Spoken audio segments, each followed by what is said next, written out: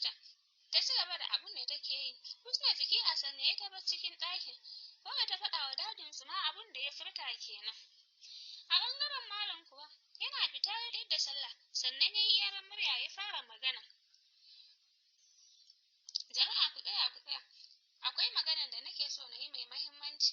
Dama akwai mutane duk suka kasa kunne suna saurara su ji me zai faɗa. Dama akwai 'yar wajena, zan ba da ita auren sadaka, sai dai ko sadaki ba na bukata na yafe.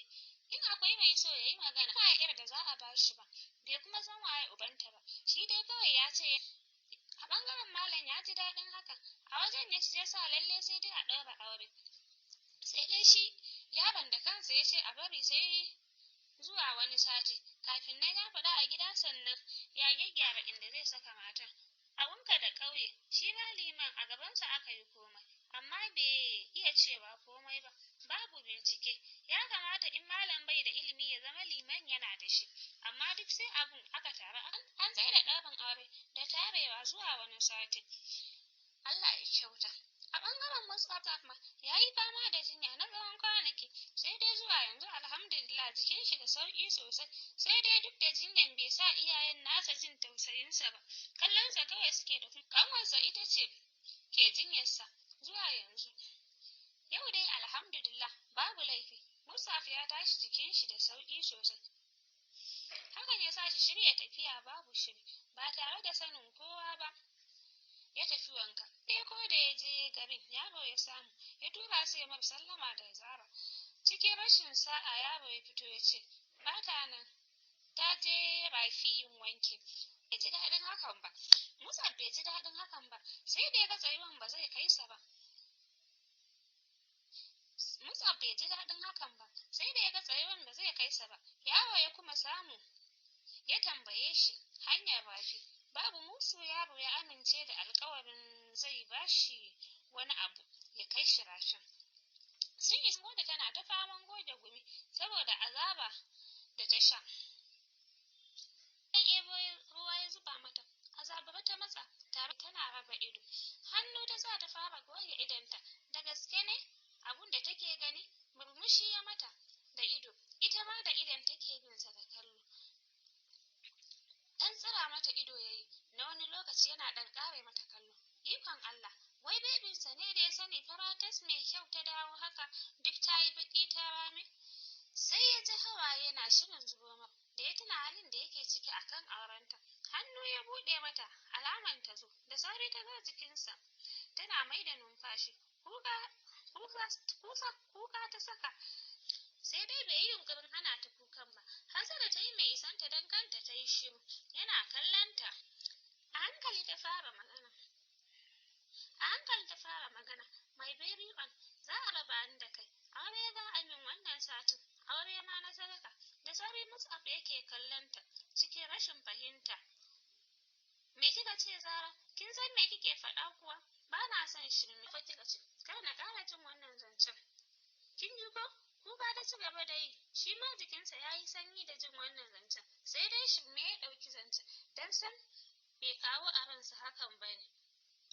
Waje suka samu suka zauna a baki. Ido ya ɗan tsira mata, yana son fahimtar wani abu. Shiru ne ya ziyarci gun, sannan daga bisani ya fara magana.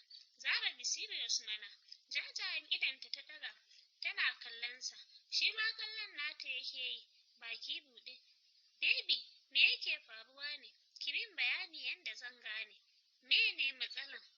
Kin rame, kin yi baki, me yake damunki? Ko dai kin yi jinya ne bayan tafiya na? Faɗa min gaskiya kin ji ko? Girgiza kai ta shiga yi, alaman a'a. Tambaya ya sake jefa mata, to me yake damunki? Sun kuyar da kai ta yi, tana wasa da 'yan yatsunta. Bata ce komai ba, sai hawaye da yake faman bin kuncinta.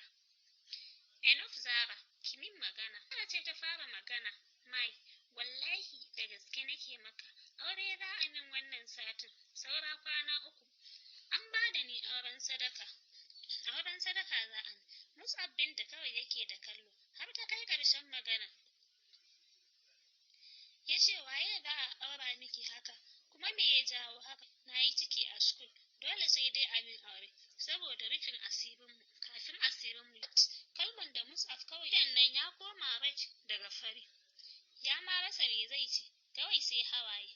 In ya iya magana, ya Allah, kalman da ya iya furtawa kenan. Faɗa ne mu, me yasa za su raba mu? Banda matar da ta fi ki, ina son ki, na ɓoye miki ne, amma ni ma ina cikin damuwa da kuma tashin hankali. Na yi ƙoƙarin na zo ne saboda na ji a jikina ke ma ba lafiya ba. Ki yi haƙuri, kar ki ɗaga hankalinki, ki ɗauki zancen auren nan shirme. Kar ma ki sa a ranki, kin ji ko? Ki yi ƙoƙarin nisanta kanki da mijin da suke son aura miki. Na saya miki waya, zan baki, sai ki ɓoye ni, miki escort, za ki ɗora, za mu yi magana, kin ji ko? Sannan na biya miki jam, dole za ki je ki zana a Bauchi, ki kwantar da hankalinki, ta yanda babu wanda zai gane shirinmu. Ki kula da kanki, zan riƙe miki amana da kuma alƙawari. Ke na kire suka yi wankin tare, Mus'ab sai faman gumi yake yi, abunka da ɗan hutu, ba wai ya saba da wannan wahalan bane. Akasari ma baya wanki, sannan suka ɗauki hanya zuwa gida.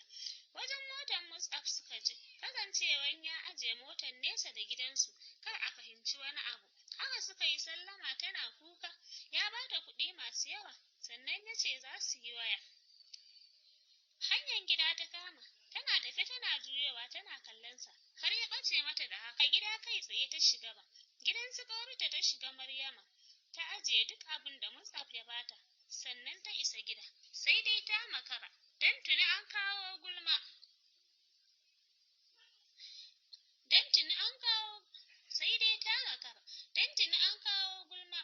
An ganta da wani ɗan birni. Larai kuwa tana nan tana shiga tana batsewa, ta ce shi ne wanda ya yi mata ciki. Kash masu sauraro, a nan za mu jalin zamin shirin. Sai kun ji mu a ci gaban shirin. Idan mai kowa mai kowa.